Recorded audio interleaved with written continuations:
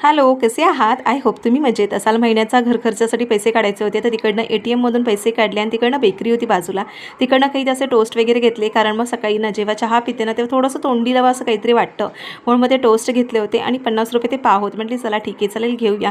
बघा मी केवढी बिझी की मला जे डीमार्टचं सामान आणलं होतं ना, ते देखील लावायला वेळ नव्हता. मग पटकन लावून घेतलं, कारण स्वयंपाक एकदम शॉर्टकट आवरायचा होता.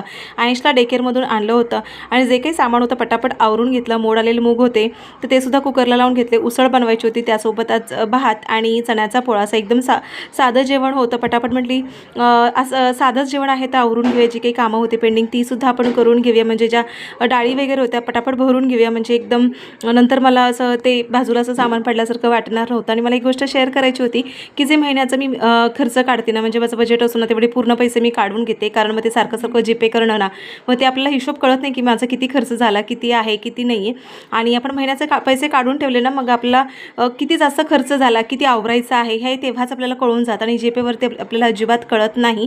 तर खूप जणींचं असे गोंधळ होतात. जेव्हा नवीन नवीन जीपे मी सुद्धा ओपन केलं होतं ना, तेव्हा माझा थोडासा त्रास झाला होता. म्हणून मग मी ते सगळं टाळलं आणि म्हटले चला आपण असं करूया, कारण आपल्याला ते परवडत नाही, कारण आपल्याला नंतर शेवटी बजेट थोडा कमीच असतो. म्हणून सो हे तुमच्यासोबत शेअर करायचं आवडलं तर नक्की फॉलो करा. बाय.